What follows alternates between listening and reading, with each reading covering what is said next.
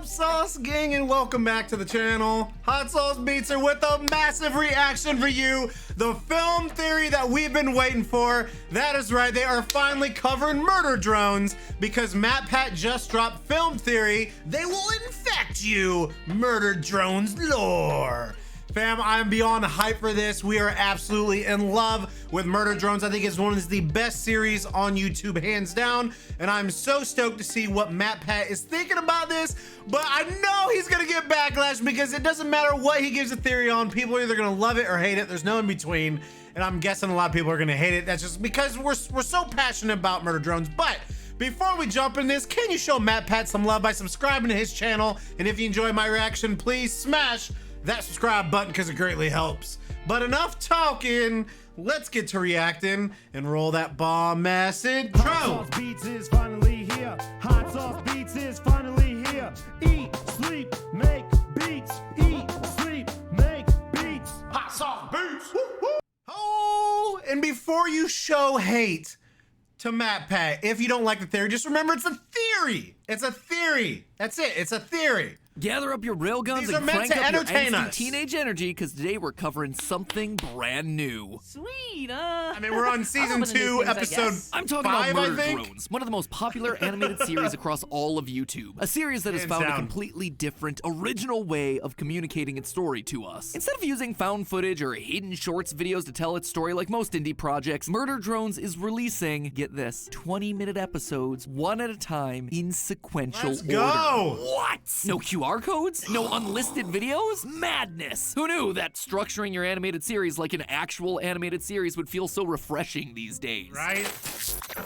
Hello, Internet! Welcome to Film Theory! The show that locked itself behind 3 layers of doors to hide from the watchful eye of the algorithm drones. And ladies and gentlemen, today we're gonna absolute solve the world that is Murder Drones. Produced by Glitch Entertainment here on YouTube, Murder Drones tells the story of some teenage robots who have to save the universe from a rogue AI program. And for as much as I was just praising the series earlier for its straightforward content delivery strategy, it doesn't mean that the story is a purely linear experience. The story is not a linear experience. It is very confusing at times.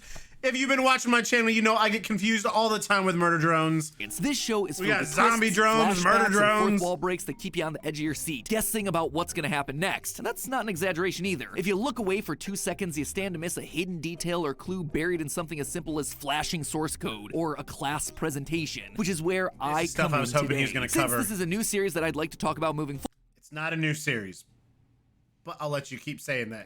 We are never talking about this. Talking about what? Like I said, since this is a new show that I'd like to talk about again sometime in the future, I want to start by giving you all a simple, straightforward overview of the plot.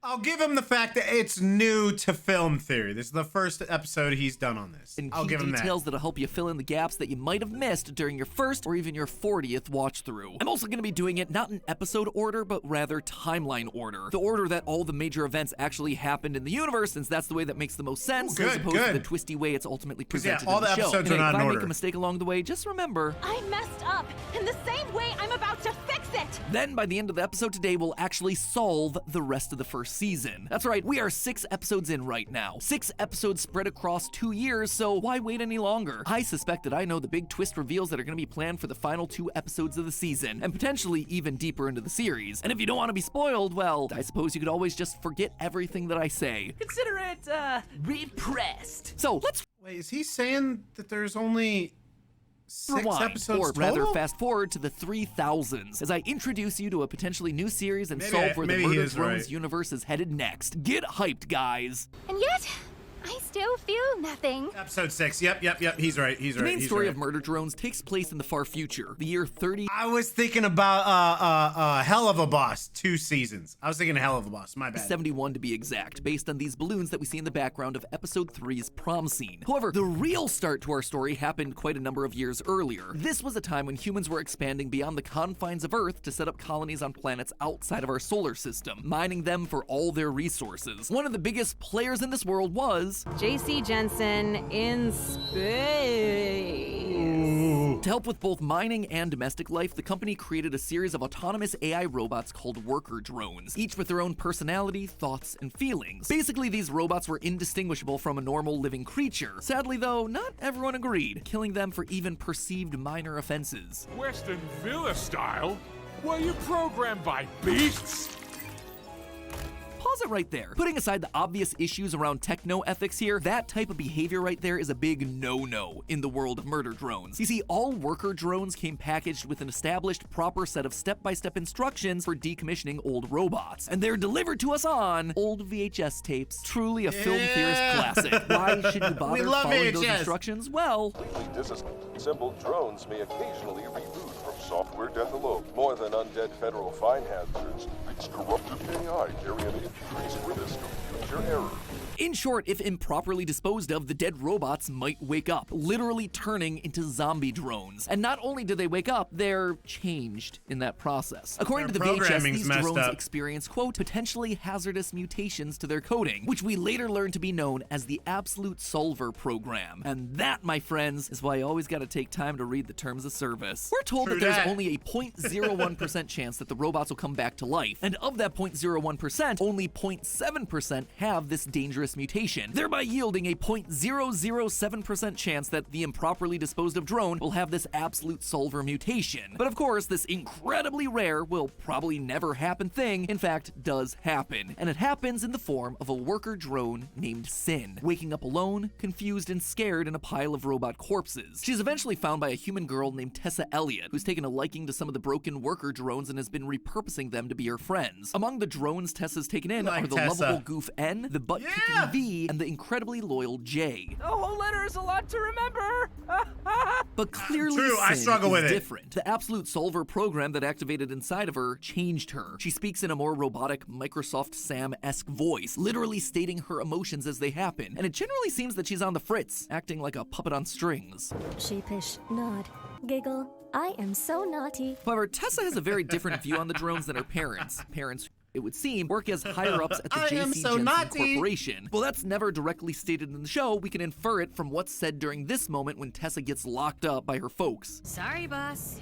Corporate's spoken. Additionally, the family possesses an entire staff of worker drones at their mansion on Earth, treating them more like slaves and pests. Tessa James Elliott, we will not entertain your dumpster pits. Yes, Mother. Cyn, infected by the hazardous mutation that is the Absolute Solver program, sees this and does not like it, eventually deciding that it would be much better if these humans just weren't around anymore. And so when the Elliots throw a big dinner party at their mansion, Cyn executes her plan, transforming into some eldritch abomination and killing everyone at the party except for Tessa, the only human who decided to treat this robot with respect. And Cyn didn't just stop at the party, she killed everyone on the planet by collapsing the core of Earth. We know it mutates in damaged AI.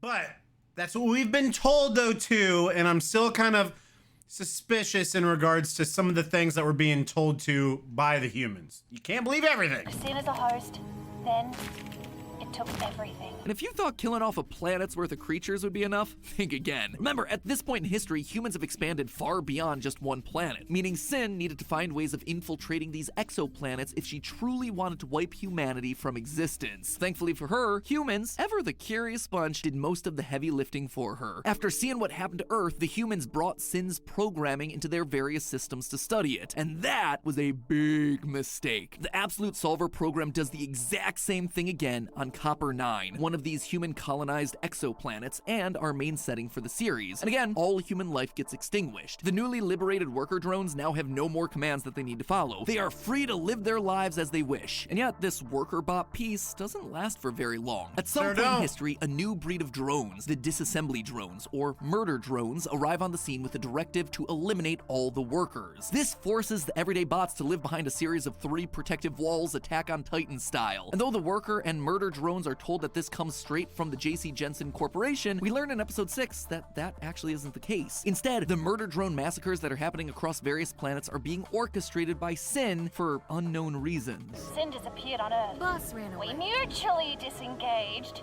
Her last known act was sicking you lot on the human exoplanets. Why? I don't know if I fully understood that.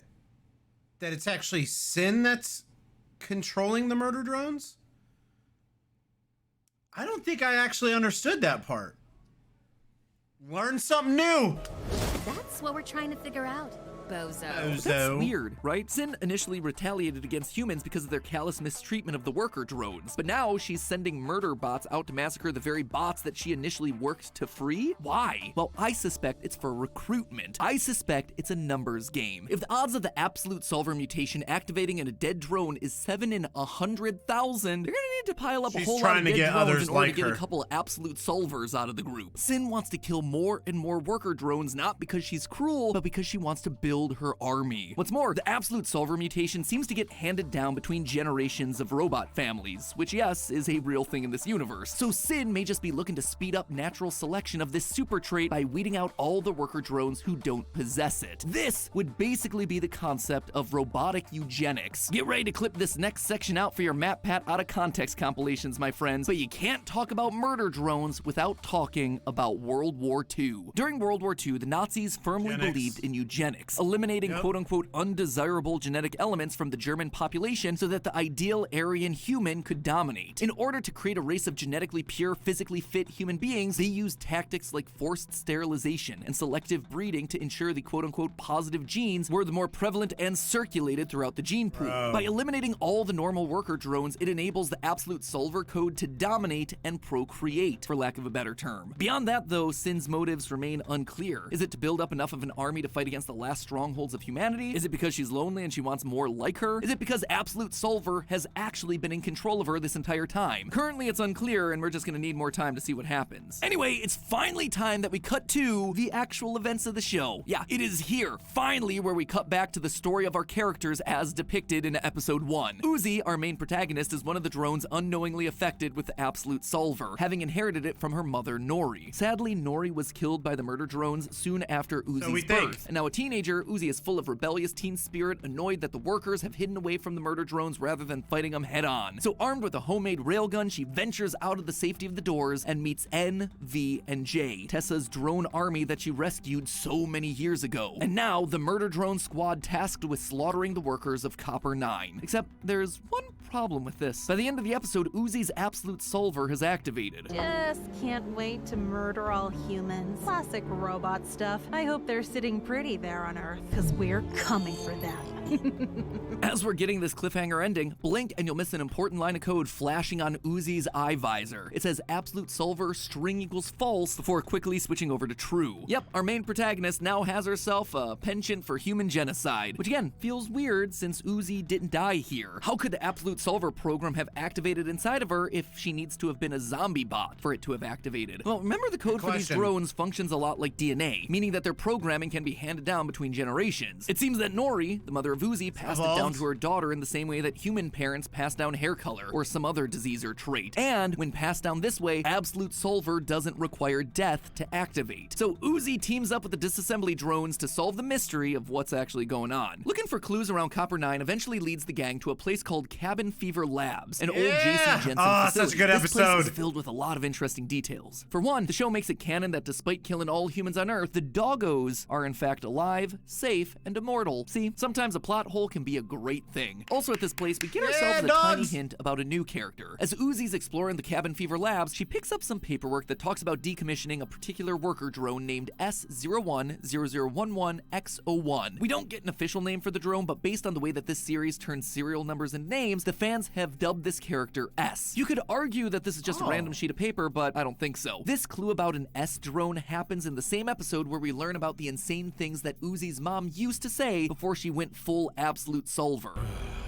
She was always all, build doors against the coming sky demons. The singularity awakens. Look at this cool S I can draw. Sky demons, singularity, cool S. More S things. I believe this S character will be making their appearance sometime in the 7th episode of the series, as a good robot built by Tessa to make some big reveal about Uzi's mom's death. You see, in this series, every drone has 2 numbers that ultimately identify them. One is their SN, or serial number, a string of letters and numbers unique to each character. The second number is the PN, presumably the product number. This string indicates what model of drone they are. Drones that are the same kind have the same PNs. We see that this is true with N and J, and presumably V, who all have themselves the same PN, Cyn MYKX. Notice that CYN or Cyn hidden right there. All the murder drones are part of the same Cyn model group, and have been controlled by Cyn at some point throughout the series. However, this S has itself a completely new PN that we haven't seen before, TSA MMAC. Now, the TSA there can't be a coincidence when we have ourselves a human named Tessa running around who loves repairing robots and is trying to stop Cyn's quest of absolute domination. In addition, I believe we'll discover that S was a friend or colleague of Uzi's mother, Nori. How can I be sure? Well, in episode 3, we're shown Nori's security badge, which shows that she used to work at Cabin Fever Labs. The same is true for Eva, another carrier of the Absolute Solver corruption. And wouldn't you know it, but Cabin Fever Labs is the same place that Uzi found the document about S. Furthermore, take a closer look at that document. We see black, creepy drawings written all over it. These drawings bear a striking resemblance to the ones that were drawn by Uzi's mother. So I think at this point it's far more likely that whoever this S character is will be an old ally of Nori and Eva and will be willing to lend a hand to Uzi and company as they try to defeat the Absolute Solver corruption. Moving back into the main story though for a minute, after exploring around Cabin Fever Labs, Uzi... I gotta say,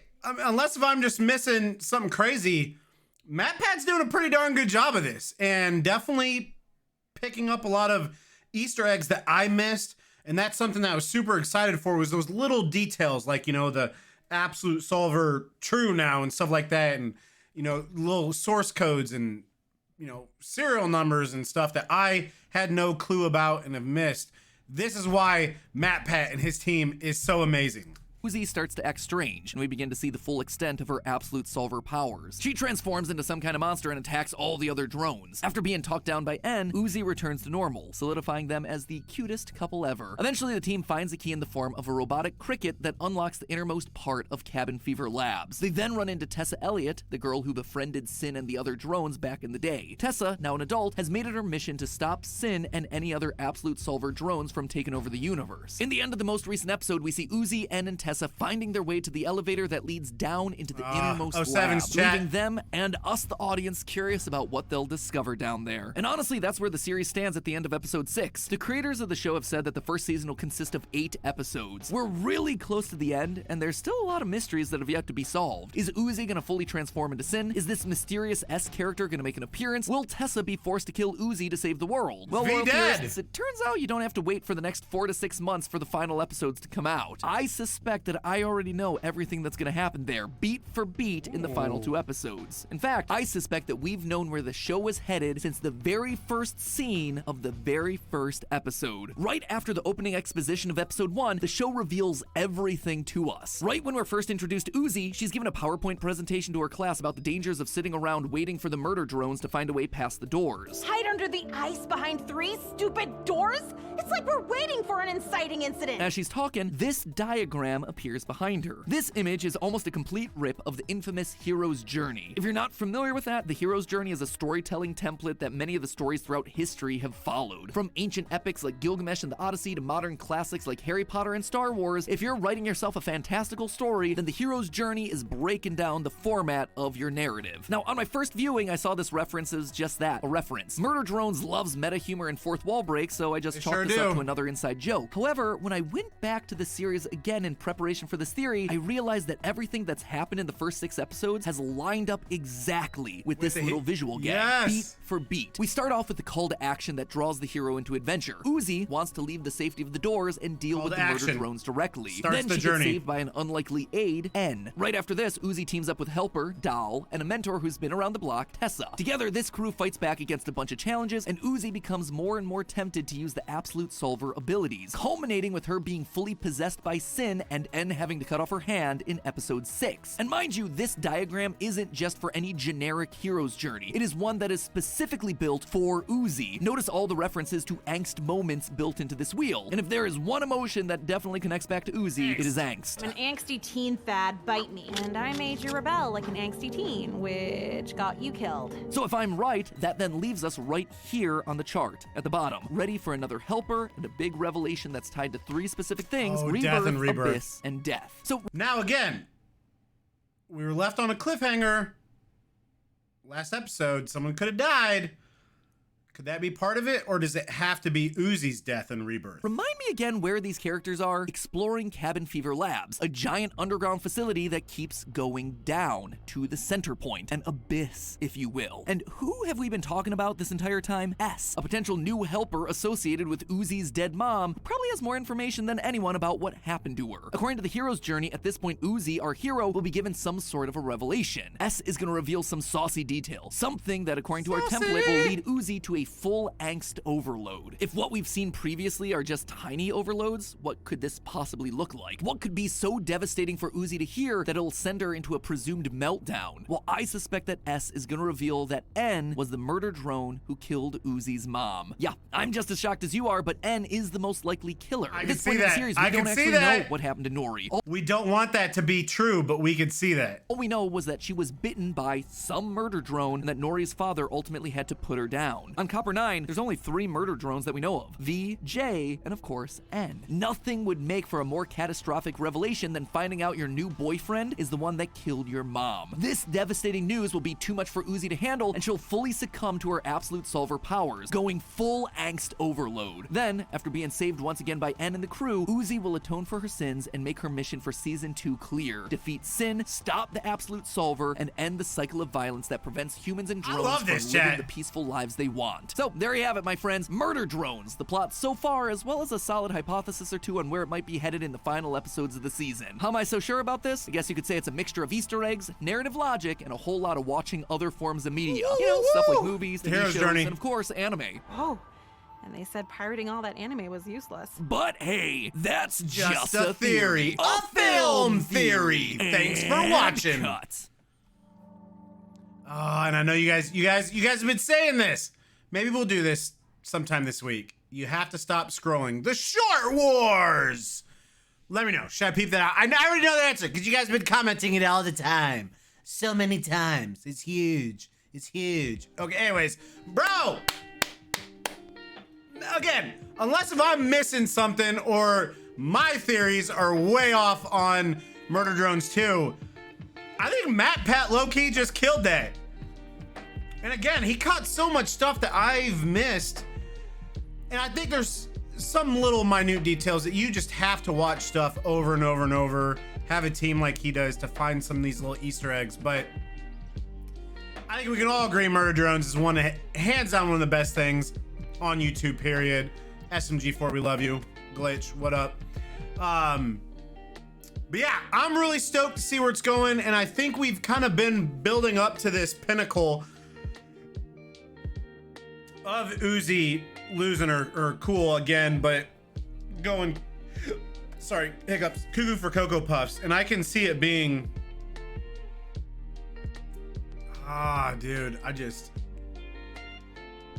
think he got it right with her mom dying, but I'm also still not fully sure her mom is dead. Maybe her mom's in hiding or something. I don't know, but let me know what you guys think, and let me know what you guys think in regards to Matt Pat's theory and his Easter eggs and analysis. Again, unless if I'm also extremely forgetful, but I think he kind of hit the nail on the head with this. And thank you, Matt Pat, for making this, because we've been waiting for this. We love ourselves some Murder Drones, and we love ourselves some film theory. So make sure you show Matt Pat some love by subscribing to his channel. And if you enjoy my reaction, please smash that subscribe button, because it greatly helps, and it's absolutely free, and it greatly helps out the channel. Enjoy the rest of your day, and remember, it's Eat, Sleep, and Make Beats, and as usual, be kind of enough. That's all I got. Boom, I'm out. Got nothing but love for the Sauce Gang. Peace!